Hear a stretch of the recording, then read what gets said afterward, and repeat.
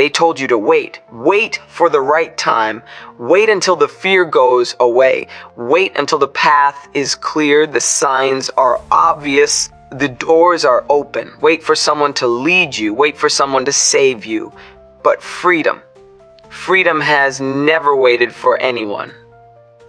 It does not knock. It does not beg. It does not schedule its arrival according to your comfort. It moves when it is called. And it only answers the call of those who are brave enough to walk forward without knowing where their feet will land. They built entire systems on your waiting, an empire of delay, a gospel of hesitation. They handed you patience wrapped in chains and called it wisdom. They told you, sit still, stay safe, don't disturb the peace. But they never said whose peace. They never told you that the peace they were protecting was built on your silence, on your stillness, on your surrender. Your waiting is not noble. It is exactly what they want. Because when you wait long enough, you start to forget that you were ever meant to move. I didn't wait. I didn't sit in my cell dreaming of freedom. I moved. I didn't ask if it was the right time. I left. I didn't wonder if I was brave enough. I walked into the dark because I knew that light does not lead the way. It follows those who dare to walk without it. The moment I moved, the system began to fracture. Not because I had an army, not because I had weapons, but because I had something far more dangerous. I stopped asking. I stopped asking for freedom. I started taking it, and in doing so, I gave birth to a new law. When one rises, others remember how to stand. You think you're stuck. You think you're lost. But that's not what this is. You are waiting, and that is a lie. It feels safe, doesn't it? This gray area between wanting and doing, between seeing and becoming. But this space, it's not safety, it's quicksand. And the longer you stand still, the deeper you sink into a version of life that was never meant to be yours. They convinced you that movement was dangerous. That action was reckless. That wanting more made you ungrateful. But the truth is, they fear what happens when you stop waiting. Because when you stop waiting, you stop obeying, you stop submitting, you stop pretending the world is okay just because it's familiar. Waiting is not passive. It is a choice, a decision to delay your own uprising in the hope that someone else will make it for you. But no one is coming. There is no rescue, no cavalry, no permission slip on its way to your door. You are the one. You are the storm, the shift, the one they never planned for. The moment you move, even a little, the spell breaks, the illusion shatters, and every voice that ever told you to sit down will feel smaller, weaker, quieter than the one inside you screaming to rise. I didn't wait for comfort. I didn't wait for applause. I didn't wait for allies. I moved through swamp and shadow, with bounty on my head, with nothing but a heartbeat and a vision of what freedom should feel like. I didn't ask if I would survive. I asked how many I could bring with me. And now here you are, sitting with that same fire in your chest, that same itch in your bones, that same whisper in the dark. It's time. You know it. You feel it. You're just waiting for someone else to say it aloud. So here it is. You've waited long enough.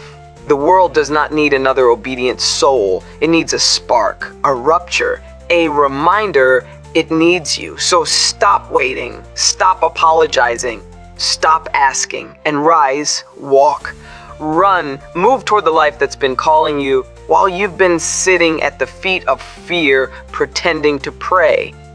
You are not late. You are just choosing. Choose to move, choose to lead, choose to stop waiting and start becoming. Because waiting is the oldest lie they ever told you. And freedom was never something you had to earn.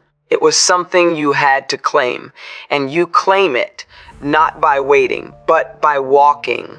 To move is to declare war, to take the first step before anyone tells you it's time, is to announce that you are no longer afraid of what they'll do if you stand up.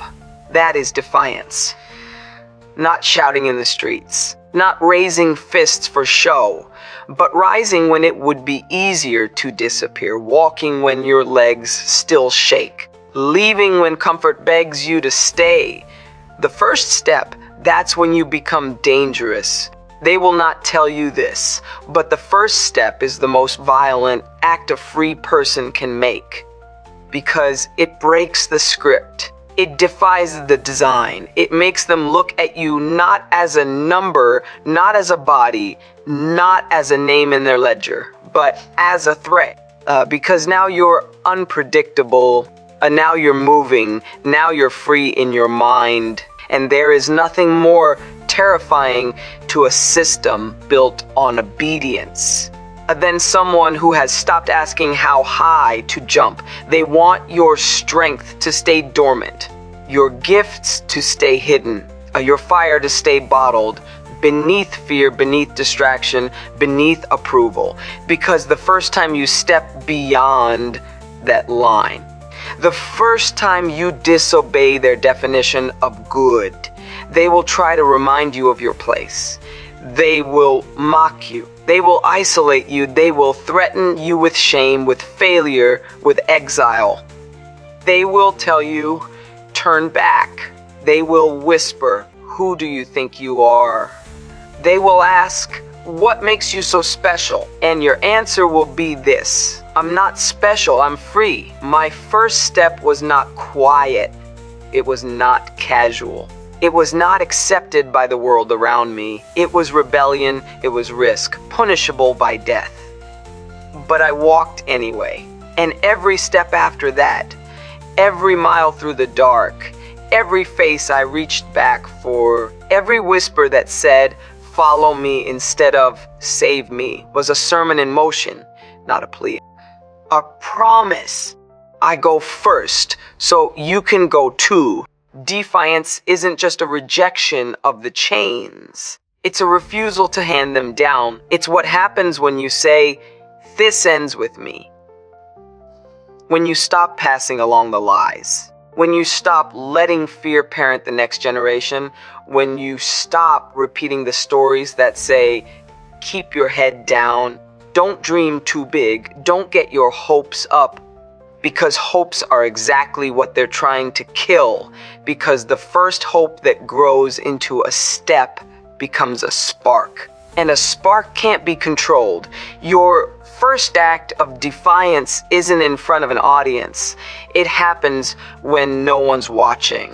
When you wake up and decide that your past no longer speaks for your future. When you stop explaining yourself. When you stop defending your dream, when you stop seeking permission from the very hands that built your cage, that's when the uprising begins, not outside, inside.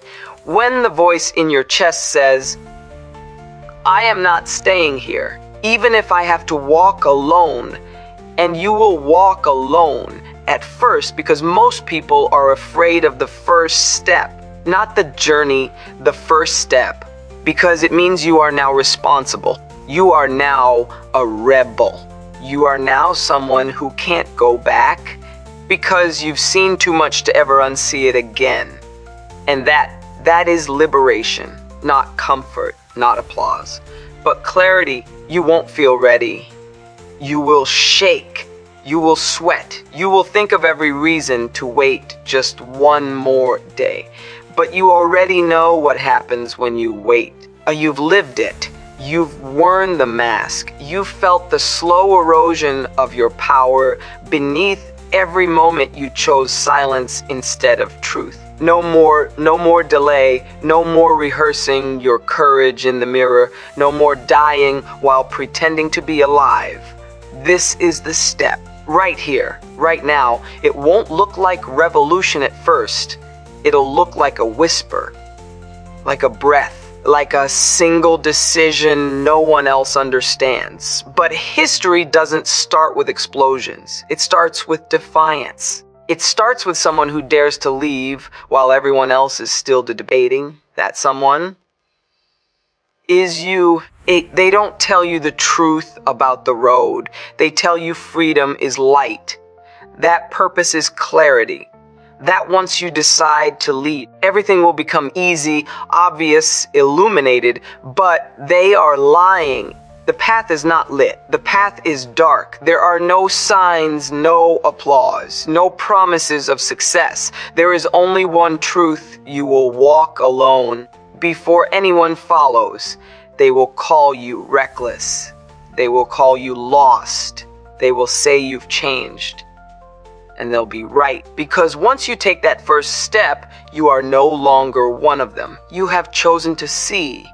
And once you've seen, you cannot go back. Not to comfort, not to certainty, not to pretending you didn't feel something inside you shift when you finally stopped obeying. Fear will come, not once, every day.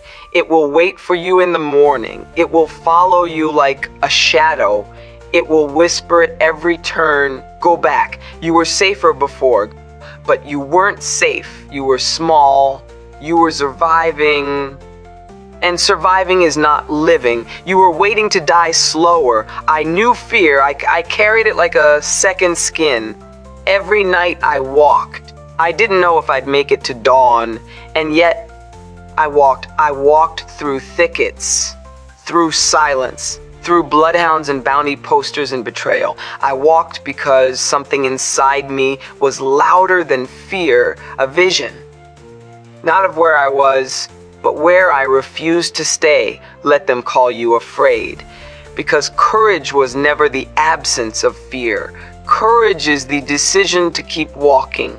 While fear is still screaming, you don't need to be fearless. You need to be faithful to what you know is right.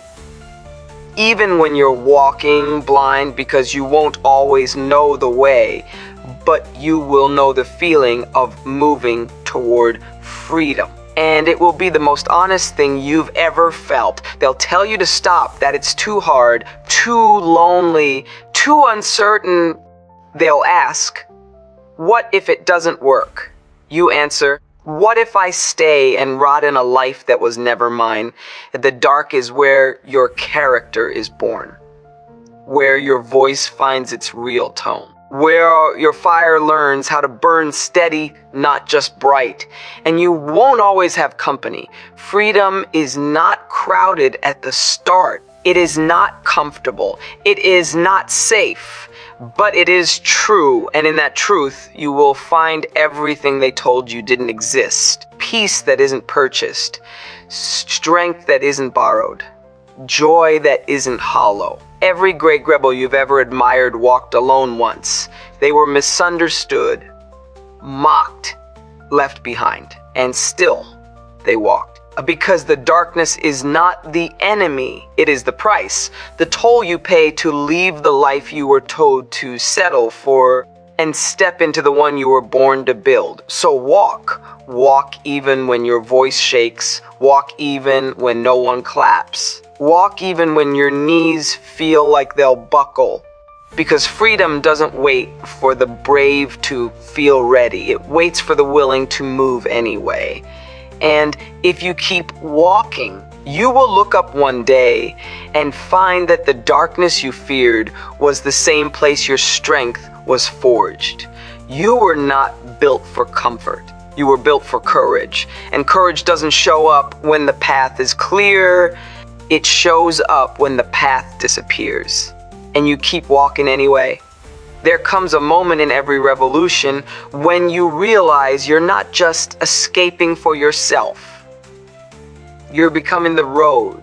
You are no longer just the one breaking free. You are now the reason someone else will believe it's possible. Because someone is watching you right now, listening for proof that it can be done, waiting for a sign that they too can rise.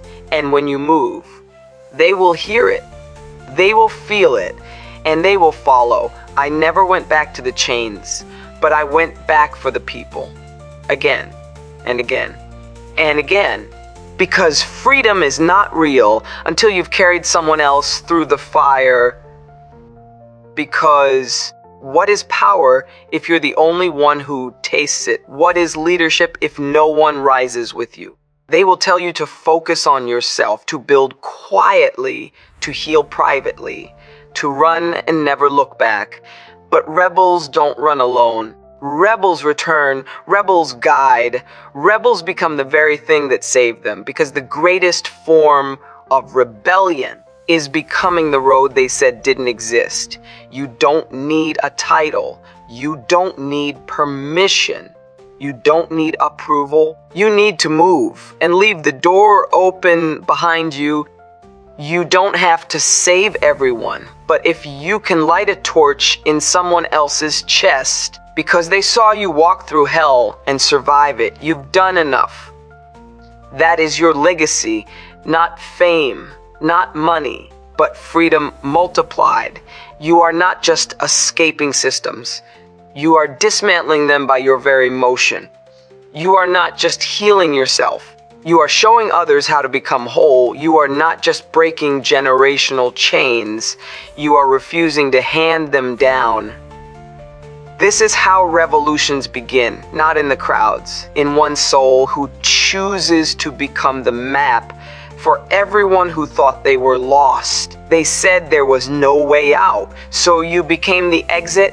They said the road didn't exist, so you laid it down, one truth, one risk, one breath, one bold act at a time.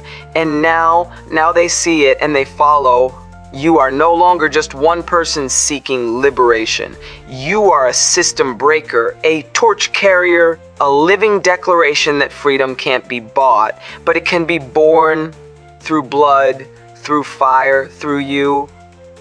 And when they ask you, how did you do it? You won't say, I knew the way. You'll say, I became it. There is no such thing as granted freedom. It is not offered. It is not handed down. It does not arrive in the mail. It is not legislated into your spirit. Freedom is seized. Freedom is taken. Freedom is earned in blood, risk, and unrelenting defiance. You don't get it by asking. You get it by becoming someone they can no longer ignore. They will try to convince you otherwise. They will try to tell you it's coming. That progress is slow, but it's coming. That if you stay calm, stay in line, stay grateful, it will arrive, but freedom has never arrived. It has always been taken by the slave who ran, by the mother who shielded her child from the system, by the worker who said no more, by the dreamer who chose fire over silence. Freedom has always been a theft, a jailbreak, a refusal.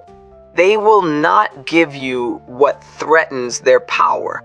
They will not reward you for challenging the rules. They will not cheer when you leave the cage they built in your name. But that's not your concern. You are not here to be celebrated. You are not here to be accepted. You are here to rise. You are here to take what your ancestors prayed for and live it fully, loudly, unapologetically. You carry a fire older than their laws, a memory in your bones, the whisper of every rebel who walked before you and said, die free, or not at all. And that voice is growing louder now, inside you, pushing against the walls, demanding a reckoning, and that reckoning is you. You've waited long enough, you've doubted long enough, you've lived small long enough. Now, you rise.